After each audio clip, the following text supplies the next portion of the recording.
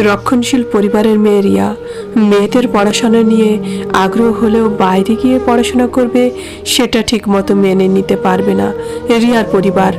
রিয়া অনেক বুঝিয়ে রাজি করালো, তবে বাড়ির বড়দের আদেশ হলো বাইরে পড়তে যাচ্ছ যাও, তবে পড়াটাই করো। যা এখন যুগ পড়েছে ওসব প্রেম ভালোবাসা আবার পড়ো না, তবে কিন্তু এবারে দরজা বন্ধ হয়ে যাবে তোমার জন্য। রিয়া বড়দের আদেশ মাথা পেতে নিল, পড়ার জন্য চলে এলো বাইরের জগতে। কলেজে ক্লাস শুরু, রীতিমতো পড়াশোনা নিয়ে থাকে, তবে কলেজে কাউকে যে একেবারে ভালো লাগেনি এমনটা নয়। ভালো লাগা মনের মধ্যে রেখেছিল, বাইরে আসতে দেয়নি কখনো পরিবারের কথা ভেবে। কলেজ শেষ, চাকরির পরীক্ষা দিয়ে একটা চাকরিও পেয়ে গেল। পড়াশোনায় চিরদিন ভালো ছিল রিয়া। বড়রা বললেন এবার বিয়েটা করে নাও, আমরা তোমার জন্য ছেলে দেখছি। রিয়াও সম্মতি দিল বিয়ের জন্য। এক সরকারি চাকরিরত পাত্রের সাথে বিয়ে ঠিক হলো। রিয়া ভাবলো এবার বরের সাথে জুটিয়ে প্রেম করব, আর তো বারণ নেই বড়দের। হলো তাই। রিয়ার মনের মতো জয়, খুব রোমান্টিক মনের মানুষ সে। এত সুন্দর গুছিয়ে কথা বলে, অফুরন্ত কথার শেষ নেই। বিয়ে ঠিক হবার পর সারাদিন কাজের ফাঁকে ফাঁকে তাদের প্রেম চলতে লাগলো। বিয়ে হয়ে চলে এলো জয়ের বাড়িতে। বিয়ের প্রথম প্রথম স্বপ্নে বিচরণ ছিল রিয়ার, কিন্তু ধীরে ধীরে তার স্বপ্ন ভাঙতে শুরু করলো। জয়ের অমূল পরিবর্তন দেখে। যে জয় তাকে এত ভালোবাসতো, এত সম্মান করত, সেই এখন প্রতি মুহূর্তে অপমানিত করে, লাঞ্ছিত করে, মাঝে মাঝে গায়ে হাতও তুলতে বাধে না জয়ের।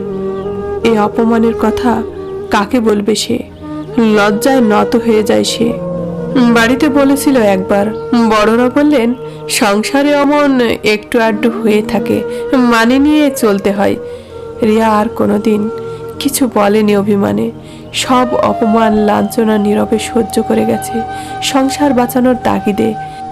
বছরের পর বছর পার হয়ে গেল। রিয়া বড় ক্লান্ত হয়ে পড়েছে এই ভালো থাকার অভিনয় করতে করতে। মনে বিশ্বাস যায় আবার আগের মতো হয়ে যাবে, কিন্তু তার হয়নি। বিয়ের আগের জয় অভিনেতা ছিল, বর্তমানের জয় আসল রূপ। রিয়ার অফিসে নতুন জয়েন করে রোজরোজিত সেন। বেশ স্মার্ট, সমিতভাষী, সব কাজ সুন্দর করে। আলাপ হয় দুজনের, বেশ ভালো বন্ধুত্বের সম্পর্ক আবদ্ধ তারা। বাড়ির কথা, মনের কথা সব আলোচনা হয় তাদের। রিয়াকে যথেষ্ট সম্মান করত রৌদ্র। রৌদ্র জয়ের নামে কিছু বললে রিয়া ক্ষুব্ধ হয়। রিয়া বলে ও আমার স্বামী, ও যেমন আমি তাতেই খুশি বলে চুপ করে যায়। কে বা বলতে চায় নিজের অপমানের কথা, যেটা পারত গোপন রাখত। স্বামীর দেওয়া অপমানগুলো। তোমাকে ভালোবেসে ফেলেছি রিয়া, তা কি করে হয়? আমি বিবাহিতা, অসম্ভব বলে বেরিয়ে যায় রিয়া। জয় তোমাকে ভালোবাসে না, এত অপমান করে, তোমার গায়ে হাত তোলে, তবু তুমি ওকে ভালোবাসবে? আমি তোমাকে খুব ভালোবাসি। ধীরে ধীরে রিয়াও রুদ্রকে ভালোবেসে ফেলে। জয়কে ডিভোর্স দেবে ঠিক করলো।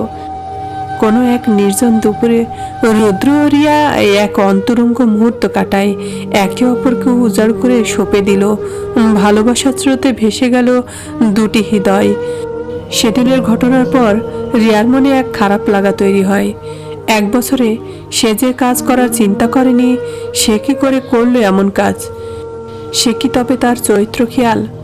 রুদ্র আশ্বাস দিয়ে বলে, ভুল তো কিছু হয়নি, আমরা একে অপরকে ভালোবাসি, আর তোমার ডিভোর্সটা হয়ে গেলে বিয়েও করব তোমাকেই। রিয়া কিছুটা আশ্বাস পায়, কিন্তু এর কিছুদিন পর থেকে লক্ষ্য করলো রিয়া রুদ্র কেমন যেন বদলে গেছে। বাড়িতে জয়ের খারাপ ব্যবহার আর অন্যদিকে রুদ্রের পরিবর্তন, সব মিলিয়ে চরম হতাশার শিকার হতে লাগলো সে। রুদ্র, তুমি আমাকে এভাবে এড়িয়ে যাচ্ছ কেন আজকাল? তোমাকে বলা হয়নি রিয়া, আমার বিয়ে ঠিক হয়ে গেছে, আশীর্বাদপত্রও শেষ। আমি এখন আমার সুন্দরী হবু বউকে নিয়ে ব্যস্ত, তাই আর তোমার সাথে কথা বলার সময় পাই না। তবে তুমি যে বলেছিলে আমার ডিভোর্স হয়ে গেলে আমরা বিয়ে করব। ধুর, বিয়ে আর তোমাকে, বলে হাসতে লাগলো। শোনো রিয়া, তোমাকে আমি কোনোদিন ভালোবাসিনি। যেটা বলেছিলাম তোমার দুর্বলতার সুযোগ নিয়ে একটু তোমার শরীর ভোগ করলাম মাত্র। তুমি চরিত্রহীনা নারী, এই বলে ফোনে হবু বউয়ের সাথে প্রেমালাপ করতে করতে বেরিয়ে গেল। রিয়া চোখের সামনে অন্ধকার দেখতে লাগলো। সে কি করে এক বড় ভুল করলো মানুষ চিনতে। সবাই তার দুর্বলতার সুযোগ দিল। জয়, রুদ্র সবাই তো এক চরিত্রের মানুষ, তবে চরিত্রহীন কে? জয় যদি বছরের পর বছর এত অপমান না করে যদি একটু ভালোবাসা ও সম্মান দিত, তাহলে তো রিয়ার জীবনে রুদ্র আসতো না।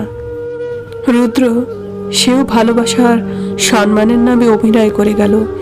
চরিত্রহীন কি শুধু মেয়েরাই হয়, ছেলেরা হয় না? তবে চরিত্রহীন কে? জয়, রুদ্র না রিয়া? এর বিচার আমি শ্রোতা বন্ধুদের দিলাম। আপনারাই বিচার করে বলুন চরিত্রহীন কে।